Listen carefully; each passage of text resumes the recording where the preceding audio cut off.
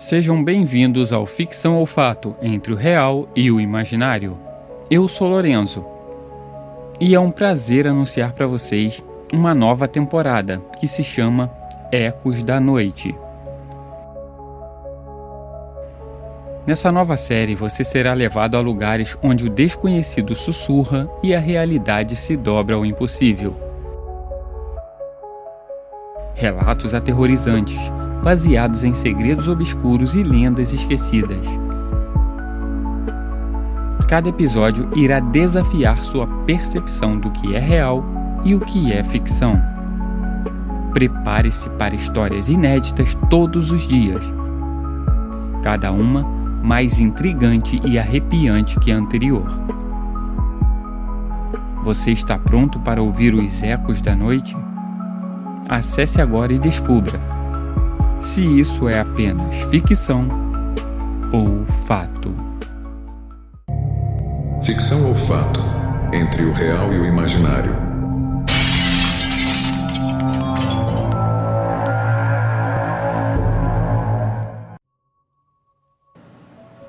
A Cabana dos Sussurros. Eu sempre odiei o som do vento.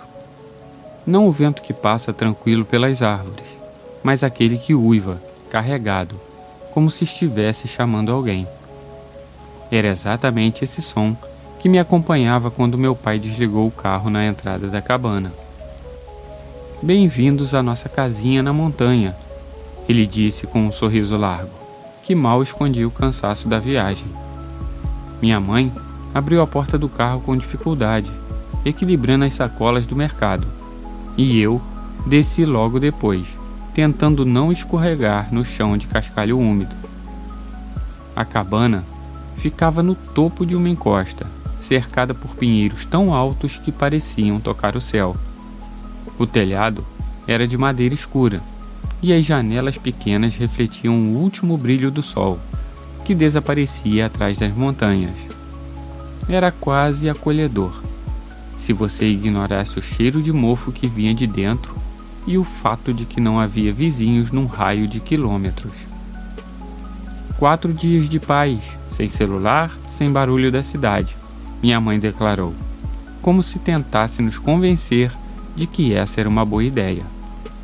Eu não estava tão certo disso. A cabana por dentro era tão antiga quanto parecia por fora.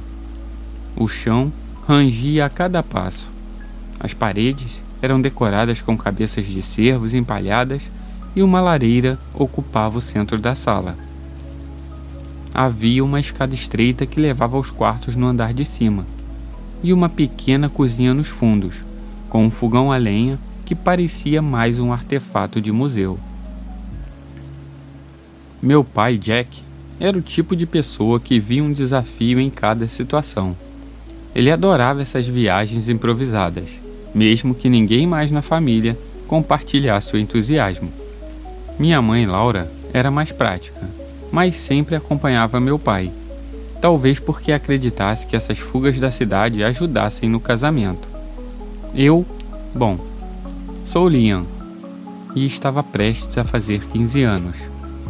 E como qualquer adolescente, preferi estar em casa jogando videogame. Naquela primeira noite, a lareira estalava enquanto nós sentávamos para jantar. Lá fora, o vento parecia sussurrar entre as árvores, um som constante, baixo, mas que me deixava inquieto.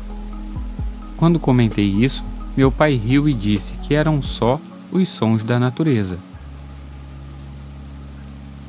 Mas naquela madrugada, acordei com um barulho muito estranho. Eram passos, vindo do andar de baixo. Por um momento, fiquei paralisado, tentando convencer a mim mesmo de que era apenas meu pai pegando água. Mas o som era mais pesado, irregular, como se alguém arrastasse os pés no chão. Saí da cama e desci as escadas com o coração disparado. A sala estava escura, exceto pela luz da lua que entrava pela janela. Olhei ao redor, esperando ver meu pai ou minha mãe, mas a sala estava vazia. E foi quando percebi. A porta da frente estava entreaberta, balançando suavemente. Subi correndo as escadas e me escondi embaixo das cobertas, tentando controlar a respiração para ver se eu via algo mais. Acabei adormecendo. Na manhã seguinte, contei para o meu pai. Ele ficou sério por um instante, depois sorriu, dizendo que provavelmente esqueceu de trancar a porta. Mas eu sabia que ele estava mentindo. O dia inteiro, fiquei pensando que poderia ter sido somente um sonho. Mas algo me dizia que não. Na segunda noite, foi minha mãe que ouviu. Ela acordou gritando, dizendo que havia alguém sussurrando do lado de fora da janela. Meu pai foi investigar, levando uma lanterna, enquanto eu e minha mãe esperávamos na sala, segurando as mãos como crianças assustadas. Quando ele voltou, disse que não tinha visto nada, mas a expressão em seu rosto dizia outra coisa. No terceiro dia, marcas apareceram. Pegadas longas, com dedos desproporcionais, cercavam a cabana. Eram tão grandes que pareciam de uma criatura que não deveria existir. Meu pai tentou rir daquilo, mas sua voz tremia. Finalmente, chegamos à última noite, e na manhã seguinte, deixaríamos tudo aquilo para trás. Pelo menos, era o que eu pensava. Mas de repente, o silêncio foi substituído por algo muito pior. O som de batidas. Primeiro nas janelas, depois na porta.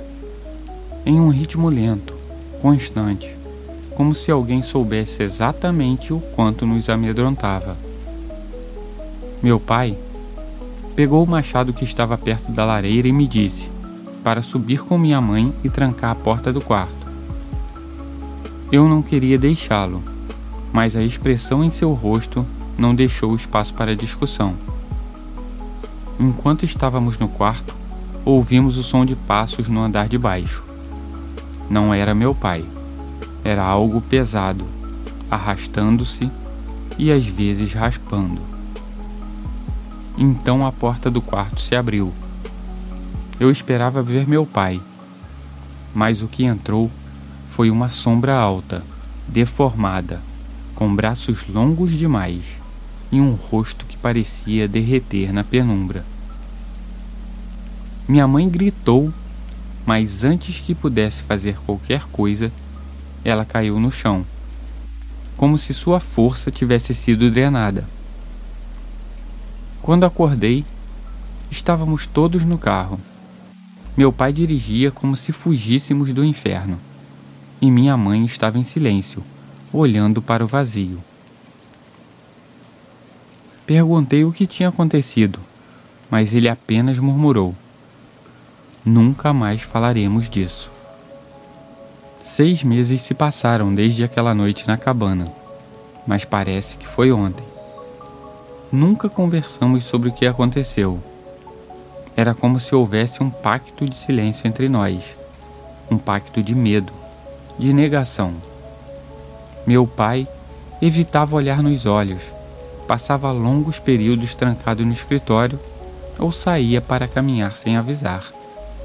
Minha mãe, antes tão prática e decidida, agora parecia uma sombra de si mesma, vagando pela casa em silêncio, com os olhos sempre vidrados, como se esperasse que algo aparecesse a qualquer momento. Quanto a mim, eu tentava seguir em frente. Era o que me diziam para fazer. Foi só o estresse de uma viagem ruim, meu pai resmungou uma vez, quando finalmente toquei no assunto. A mente pega peças, mas ele tremia quando dizia isso, como se tentasse se convencer mais do que a mim. Mas há coisas que não podem ser esquecidas.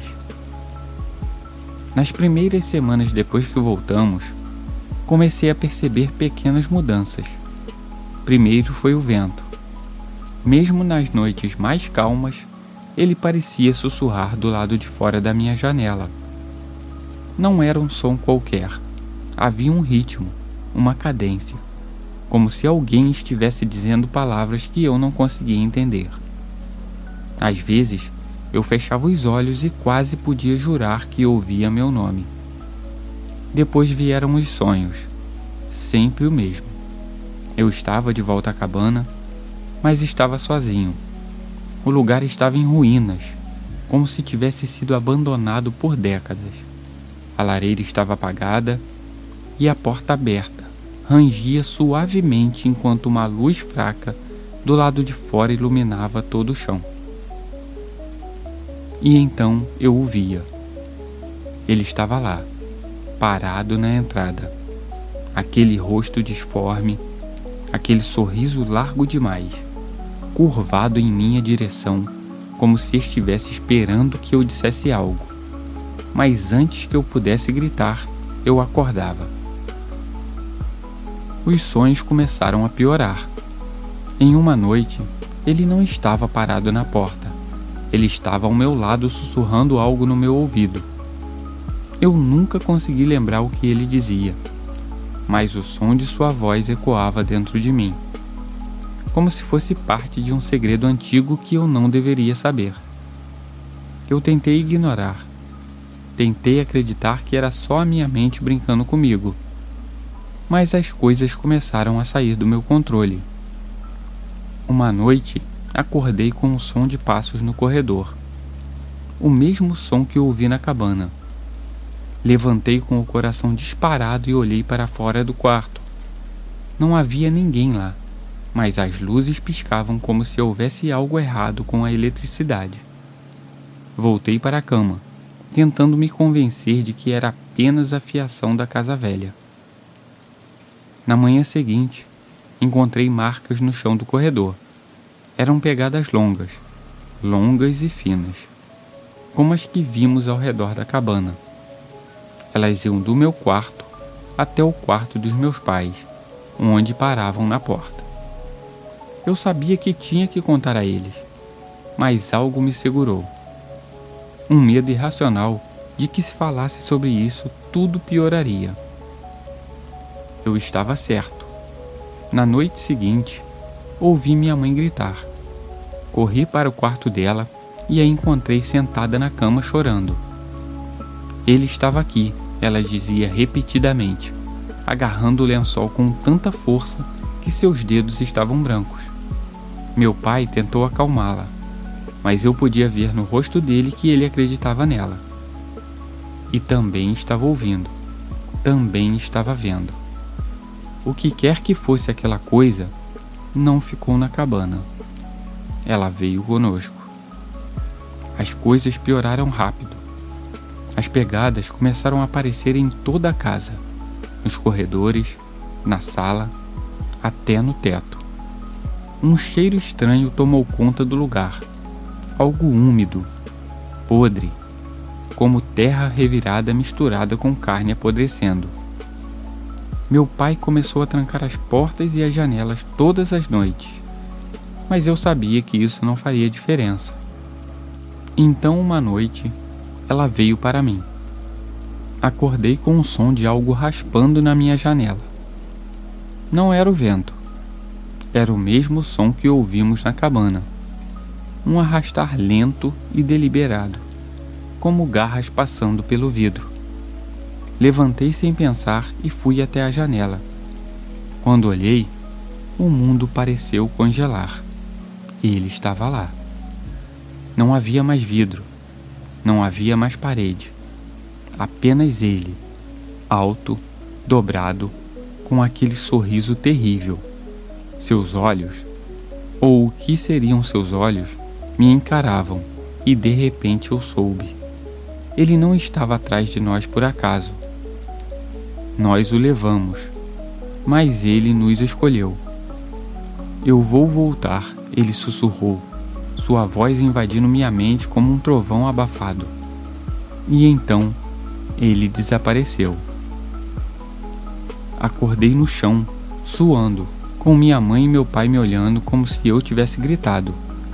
Perguntei se eles o viram, mas eles só balançaram a cabeça em silêncio. Algo havia mudado naquela noite. Algo dentro de mim. Eu sei que ele ainda está lá fora. Ele nunca vai embora. E quando o vento sopra, forte e cheio de sussurros, sinto que ele está me chamando. E um dia eu vou ter que responder.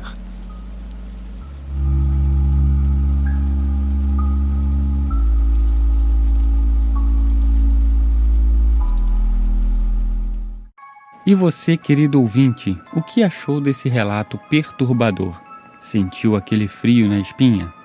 Então não deixe de compartilhar com aquela pessoa que você sabe que ama um bom mistério. Deixe aqui nos comentários o que você achou desse conto e o que você espera para o próximo relato. E lembre-se, aqui no Ficção ou Fato estamos sempre entre o real e o imaginário.